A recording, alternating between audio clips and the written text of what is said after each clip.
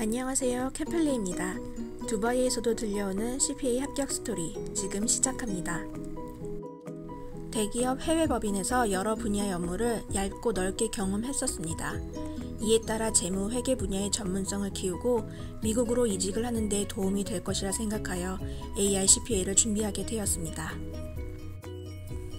시험 합격은 시간과 신체적 정신적 체력을 꾸준히 흐름이 끊기지 않게 잘 배분해내는 게 관건인 것 같습니다.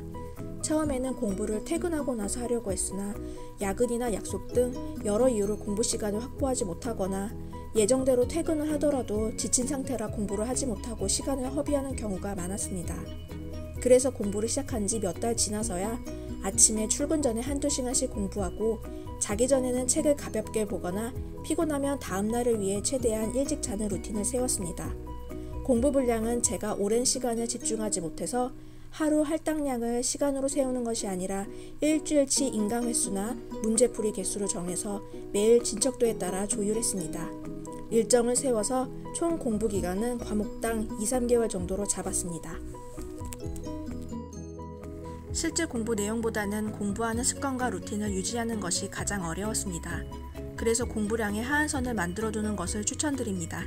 예를 들면 공부할 힘이 없을 때는 200문제가 아니라 10문제만 푸는 등 하루의 공부량보다는 전체 공부하는 기간 동안 흐름이 끊기지 않게 유지하는 것이 중요한 것 같습니다.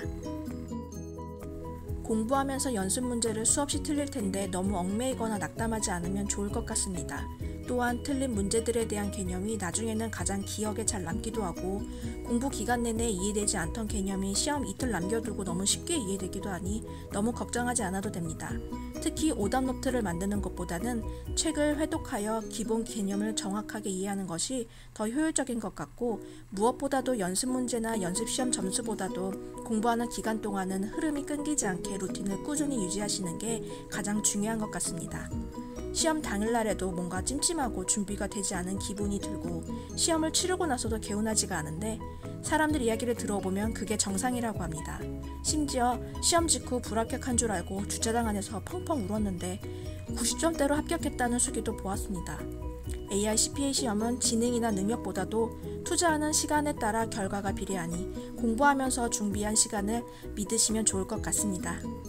CPA 공부에 대해 알아보기 위해서 인터넷을 보던 중 가장 완벽한 점수가 75점이라는 말을 본 적이 있습니다. 실무를 하루빨리 접하고 실제 케이스에 배운 내용을 적용하며 전문성을 쌓아가는 것이 중요한 만큼 시험에는 필요한 만큼의 시간을 투자해서 신속히 합격하시길 응원합니다. 각 과목별로 어떻게 공부하셨는지 팁은 다음 편에서도 계속합니다. 감사합니다.